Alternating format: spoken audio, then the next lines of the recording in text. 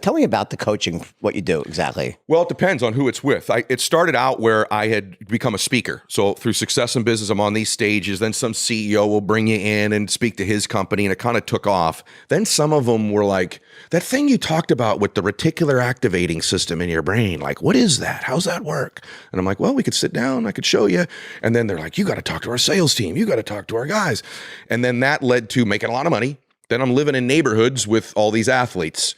And then I won't say a name, but the quarterback would go, how does that RAS thing work like with football? Right. Or making a putt? Mm-hmm. And it started to coach. And then you got to talk to this guy. You got to meet this dude. So it's morphed into, I work with a lot of athletes on their mental game, not just positive thinking, but their psychology, their ability to find an open receiver, their ability to get in state to make a putt, which is then transferred into entertainers and business people on business strategy, coaching, peak performance. And so I've had the good fortune of working with people in politics and business, in sports, very high level people, helping them guide their mental game. And then they'd refer me to people to speak and coach. That's how social media started. And then now the coolest thing is, for me now, kind of stuff I've only done with really high achievers, I now do with people who want to be high achievers. And so I do that now with, people that are starting out businesses all the way to really successful 7-figure earner type people. It's my favorite thing. It's the same thing though I did with the kids, except just the strategies are different. So what's the lowest level?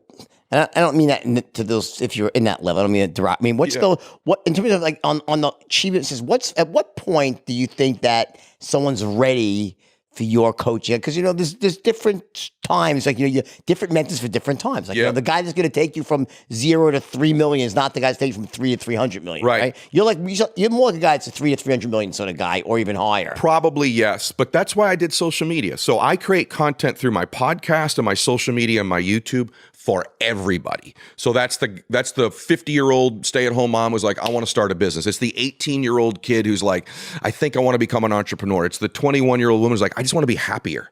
Why am I not happy? Why am I not fulfilled? Why am I not getting up every day wanting to do something in my life? So I create free content for everyone. That's the social, the podcast, the YouTube. And I'm super passionate about it. And I'm not bragging, but I will say I do believe I create more specific, detailed, free content than anyone operating. Is great. Thank you. And I wouldn't say, honestly, most people's shit sucks.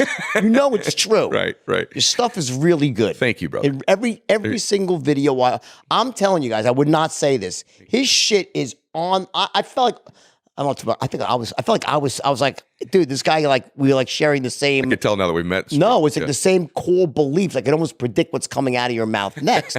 And it does not, when you think about it, it's not surprising because there are all these underlying rules that when you extrapolate them out, they just they turn into what you say. But you speak truth, and it really is. And so let's say someone that's just getting started. What's the first thing of yours? Give me the pathway to follow you. Like this, here's the problem. There's so much stuff on you out there. It's almost overwhelming. What should someone do if they want to start following you in the most healthy way and get the most out of what you teach? What's the first thing they should do? What should they watch first? You should follow my social media on Instagram every day. I actually put out stuff like you do. You do it too. Like, here's real stuff someone would make you pay for. That's because of my son. Your son does it, right? So he does the actual. I'd say my Instagram and then my podcast. If you go to iTunes, subscribe, find Ed Mylett or YouTube, and I'd start out with one audio. It's an audio. It's not on video. I have an audio called Unlocking Your Success Code. It's old. It's like 4 years old. I'd start with that. That's the first one I'd start with. I think it'll help you.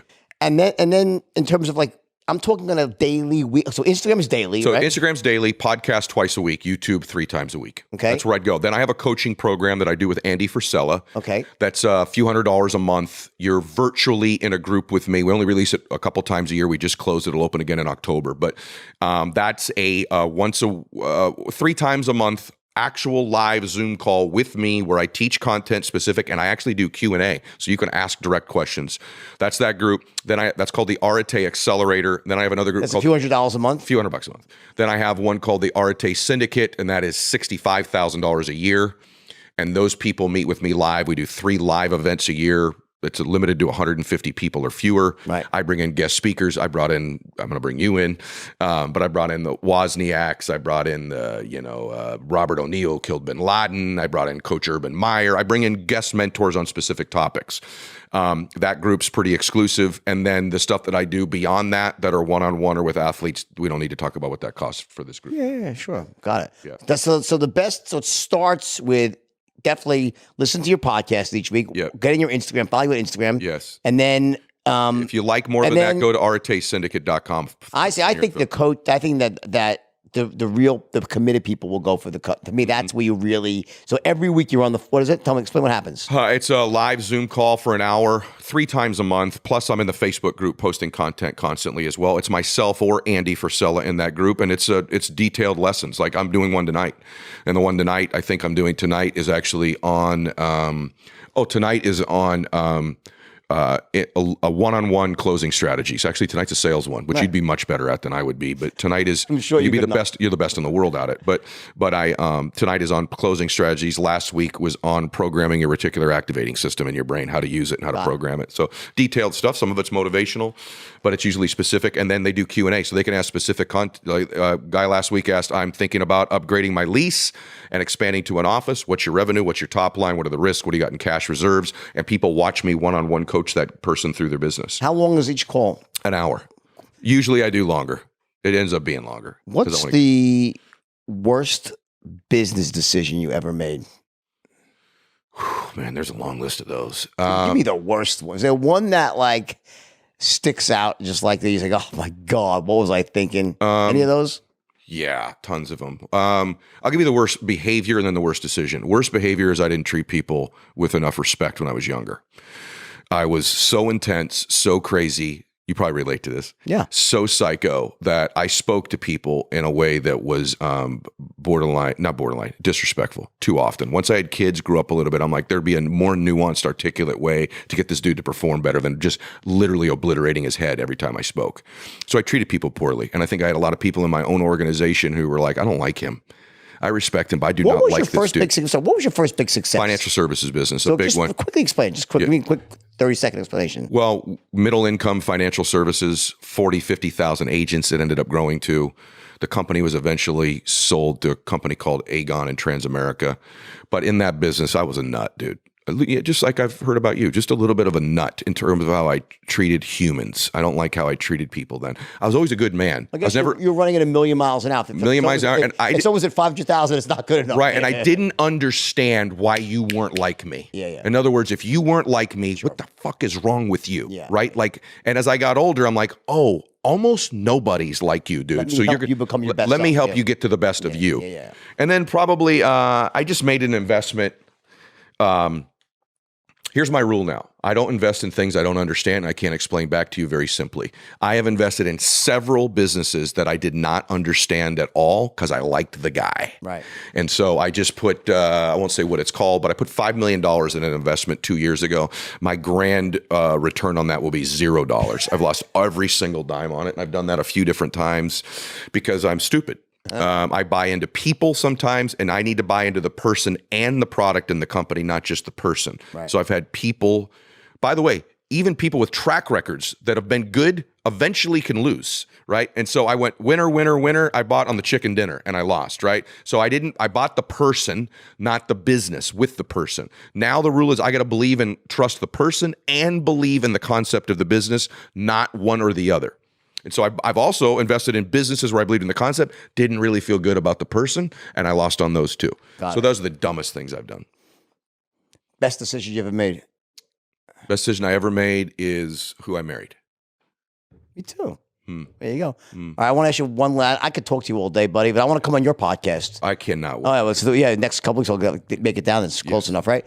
Last question, right? So if someone is listening to this, right? And there's a lot of people, and it's, there's this weird thing is like you get into these ruts where like it starts, you explain with standards being low or you lose self-belief. There's people out there that in their late teens and early 20s, they had this, vision. They wanted to go out and do amazing things, and they really believed in themselves somewhere along the way. Mm-hmm. Whether it's in their, by the time they're 24, 25, lost that spark. What's the quickest and most surefire way to get the spark back? Because you mentioned, jumping out of bed each morning. I couldn't imagine living life without wanting to jump out of bed. What would you tell someone? What's the best way to get the spark back? Wow. Man, that's like the prevailing question that I get a lot. So you're where you are because there's a pattern of behavior, man. Like you behave a certain way. It's your fault where you are. And what most people do is going to sound really counterintuitive. You need to feel the pain of all of that if you're going to change it. In other words, you hide from it. You let it depress you. You kind of dull it a little bit. I'd say feel it all. Like literally take in all the pain. Pain is a great catalyst to make a move, right? So I'd feel all the pain and I would evaluate my patterns. I've had a shitty week this week. I've been a little down.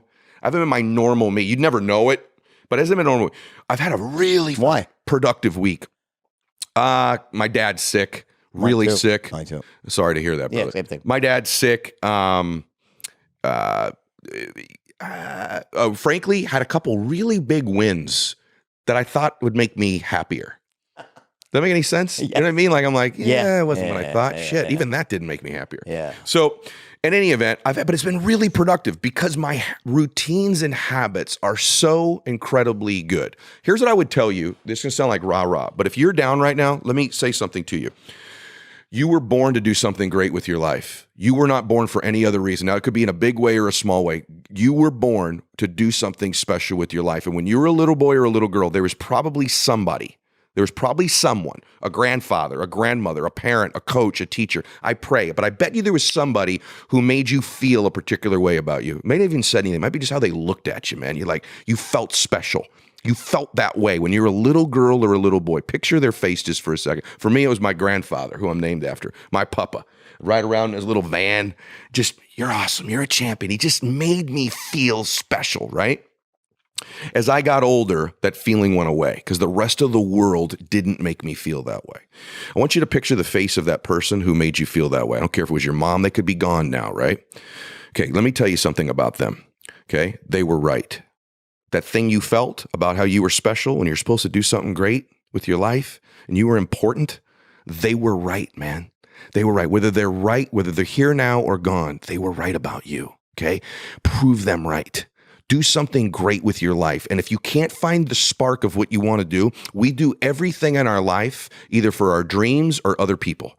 So right now you're saying, I don't know what my dream is. Who are the people you'd want to do it for? Who are the people that you love? Who are the people you'd want to make proud of you? Who are the people you want to take care of?